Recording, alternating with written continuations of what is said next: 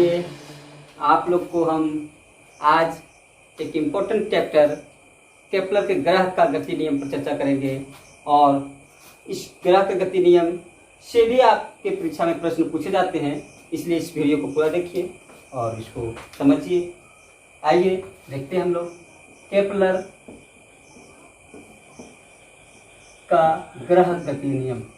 ग्रह गति नियम, ग्रह गति नियम, Kepler's law of planetary motion, planetary motion. ठीक है, हम लोग इसको देखेंगे। तो इस पर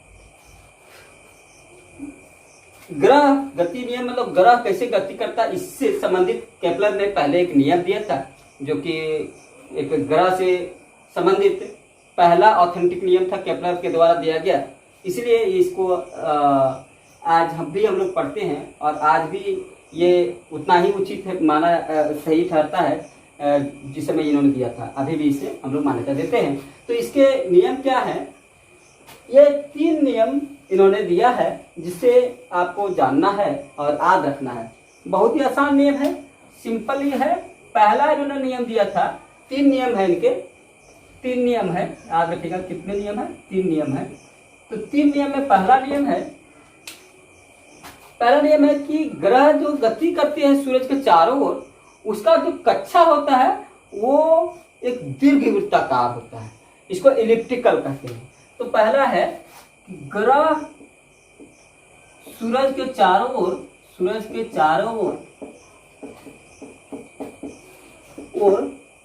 दीर्घवृत्ताकार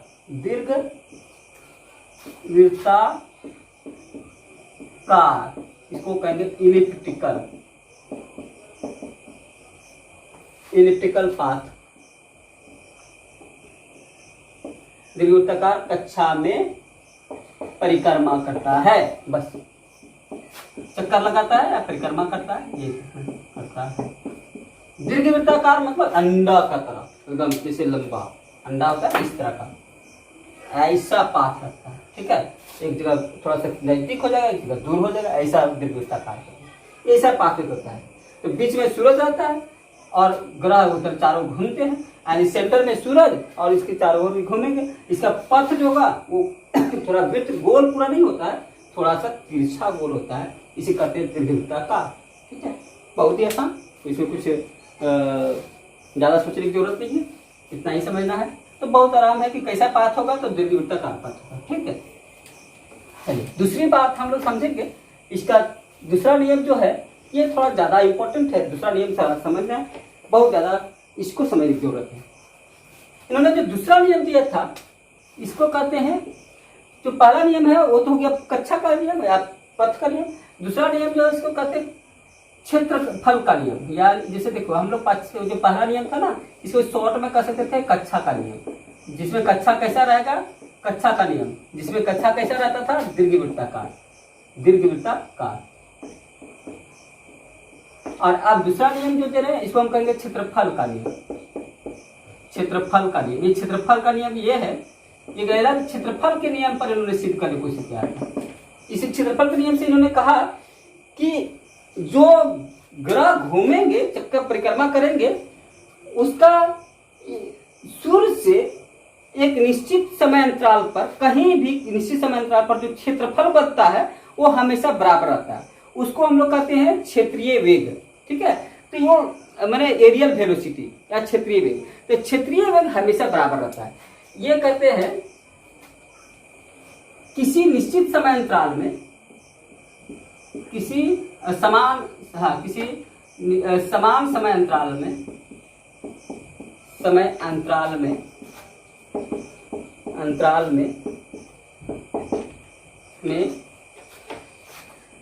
ग्रह का कक्षीय वेग हमेशा बराबर होता है, हमेशा समान होता है, ऐसा बोल सकते हैं। समान होता है। कक्षीय वेग क्या है? तो कक्षीय वेग का मतलब होता है जो वेग कक्षा में घूमता है उसको हम लोग कक्षीय वेग कहते हैं। किसी भी ग्रह का जो घूमना होता है तो घूमते समय हमेशा वो एक कक्षा में घूमता है, और कक्षा में घूमता है तो उसका क्षेत्रफल जो है ये इस रूप में हम कैलकुलेट करेंगे, जैसे कि ये घूम रहा है एक कक्षा में और ये कक्षा तिरछा है। अब मानकर चलते हैं सूरज हमारा यहाँ पर है और यहाँ पर एक पृथ्वी है, मानकर चले ये पृथ्वी है और ये घूम रही है। तो इसके आधार पर जो दीर्घवृत्ताकार है, तो इसके आधार पर आप देखिए कि यहाँ से ये जो है एक ऐसा करके देखिए कि यहाँ पर से एक समय था, एक निश्चित समय पर यहाँ पर था और ये यहाँ पर पहुंच गया। यहाँ से यहाँ तक इसका एक वेलोसिटी बनेगा, एक इस तरह से बना दे हम, समझे? चलिए ठीक है, यहाँ पर सन है, इसे बनाइए, चलिए ठीक है। और यहाँ से एक बार कहीं पर यहाँ आया, यहाँ पर थोड़ा देखिए, यहाँ पर नजदीक था, यहाँ पर थोड़ा दूरी कम था, यहाँ पर दूरी बहुत ज्यादा है, इसलिए यहाँ पर देखिए इसको देखिए। अब यहाँ पर क्या है ये बताना चाह रहा है, कह रहा है कि किसी एक समझते चलिए कि एक घंटे में, एक घंटा में ये यहाँ से यहाँ चला, पृथ्वी यहाँ से यहाँ चला, और यहाँ पर जब था तो एक घंटा में यहाँ से यहाँ चलेगा, और लेकिन थोड़ा सा चला, यहाँ ज्यादा चला। अब लेकिन इसका क्षेत्रफल निकाल दीजिए और इसका क्षेत्रफल निकाल दीजिए।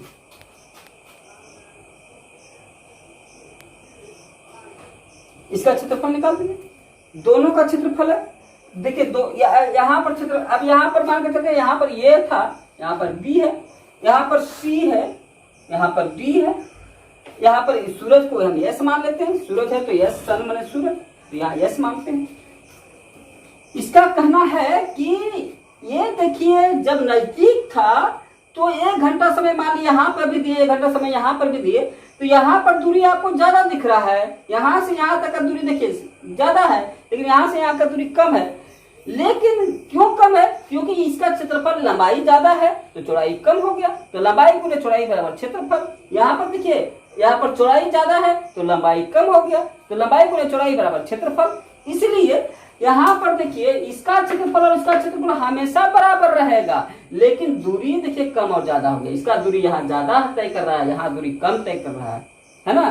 तो कब इसे पाते हैं क्या? इससे क्या पता चलता है कि जब ग्रह नजदीक रहता है सूरज का तब इसका वेग तेज हो जाता है, इसलिए ये उतना ही समय में ज्यादा दूरी तय किया, और जब ग्रह सूरज से दूर होता है तो इसका स्पीड, इसका वेग कम हो जाता है, इसलिए उतना ही समय में ही कम दूरी तय किया, ताकि दोनों का क्षेत्रफल जो बने, पूरा यहाँ से वहां तक जो त्रिभुज बन रहा है उसका क्षेत्रफल जो बने सो बराबर हो जाए। क्योंकि यहाँ लंबाई चौड़ाई कम करेगा तब तो लंबाई गुने बराबर करेंगे, तो चौड़ाई ज्यादा है तो लंबाई कम रखना पड़ेगा। तो नजदीक रहता है तो तेज चलता है, और जब दूर होता है तो स्लो चलता है। ठीक है, इसका मतलब ये हुआ, इसको हम सॉल्व करें, इसी को हम कहते हैं क्षेत्रीय वेग, इसी को कहते हैं क्षेत्रीय वेग, इसी को कहते हैं क्षेत्रीय वेग, इसी को कहा जाता है क्षेत्रीय वेग। ठीक है, इसको, इस क्षेत्रफल को कहेंगे क्षेत्रीय वेग। इस क्षेत्रफल यहाँ से हमको इसी का नाम दिया गया क्षेत्रीय वेग। यहाँ भी ये क्षेत्रीय वेग है, यहाँ पे ये क्षेत्रीय वेग है, यहाँ पर ये क्षेत्रीय वेग है। आप इसीलिए कहते हैं कि किसी समान समय अंतराल में ग्रह का कक्षीय वेग कह सकते हैं, कक्षीय वेग, कक्षीय वेग को क्षेत्रीय वेग है, कक्षा का क्षेत्रीय वेग, कक्षा का क्षेत्रीय वेग, क्षेत्रीय वेग हमेशा समान होता है। कक्षा का देखिए किसी समान समय अंतराल में ग्रह का कक्षा का क्षेत्रीय वेग हमेशा समान होता है, ये क्षेत्रीय वेग हो गया। इसका मतलब हम ऐसा कर सकते हैं, एस ए बी बराबर क्या होगा, एस सी डी बराबर हो गया, एस सी डी दोनों बराबर हो गए। ठीक है, तो इसका मतलब हम इसका एक और बात लिख सकते हैं,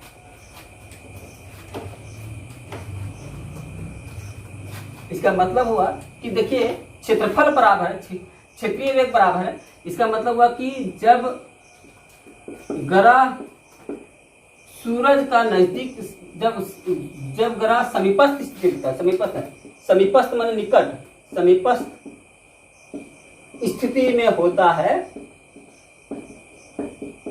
है तो इसका वेग अधिक होता है, तो इसका वेग अधिक होता है, अधिकतम कर दीजिए, अधिकतम होता है, एवं दूरस्थ स्थिति में वेग न्यूनतम होता है, वेग न्यूनतम होता है। बस ये तो बात बताना था कि जब ग्रह नजदीक रहेगा तो वेग अधिकतम होगा और जब दूरस्थ रहेगा तो वेग न्यूनतम होगा। ठीक है, इसी बात को इन्होंने दो कहा। तो हम कहेंगे कि क्षेत्रफल बराबर होने से हमको मतलब नहीं, यहाँ तो दूरी देखिए, दूरी यहाँ ज्यादा है, इसका मतलब वेग ज्यादा है। जब समीप में था, यहाँ पर दूर में था, तो यहाँ पर दूरी कम है, इसका मतलब चाल कम है, वेग कम है। ठीक है, बस इतना है ना। अब तीसरा पॉइंट देखना, ये दो पॉइंट हम लोग देख लिए। तीसरा पॉइंट था, तीसरा पॉइंट क्या है, इसका एक समय और इसके क्षेत्रफल में तुलना की है इन्होंने। तो तीसरा पॉइंट जो कहा है ये बहुत आसान है। इन्होंने कहा है तीसरा पॉइंट, इसको लेकिन कई बार पूछता है। तीसरा पॉइंट कहा है कि जो परिक्रमण काल है उसका स्क्वायर, जो कक्षा का त्रिज्या है उसके घन का अनुक्रमानुपाती होता है या उसका समानुपाती है। इसका कहने का सेंस है, जैसे इसके इन्होंने कहा इस तरह से T square is directly proportional to R cube, ये फॉर्मूला दिया है। मतलब इसको कहेंगे परिक्रमण काल का स्क्वायर सीधा समानुपाती होता है कक्षा का त्रिज्या के घन क्यूब का। ठीक है, मतलब किसी का ये एक तीसरा संबंध है, मतलब इसी को बस ऐसी फॉर्मूला याद रखिए। मतलब हम इसको शब्द में बोले कहेंगे परिक्रमण काल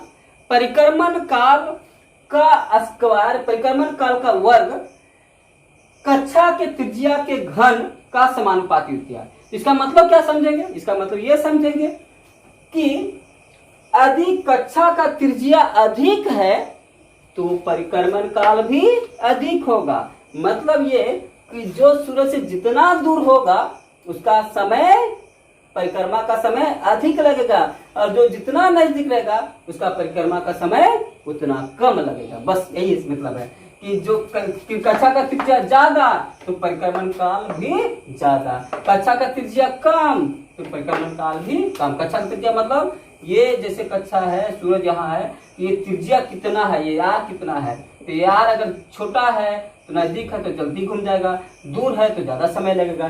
तो इसका एक ही चीज है, ये स्क्वायर घन में संबंध रखता है, इसका स्क्वायर, इसका घन, दूरी का घन। तो मतलब जितना दूरी रहेगा उतना परिक्रमण काल अधिक होगा, या परिक्रमण काल उसका अधिक होगा जिसका दूरी अधिक होगा। ठीक है, ये तीन बात है केपलर का। इस तीन नियम से इसी लेकर पूछा जाता है और इसको याद रखना चाहिए। चलिए, आपको केपलर ग्रह गति नियम में यही तीन बातें सीखना था, आपको हमने बता दिया है। आपको अच्छा लगे तो वीडियो को लाइक कीजिए, सब्सक्राइब कीजिए, मित्रों को शेयर कीजिए। काफ़ी धन्यवाद आप लोगों को। Thank you.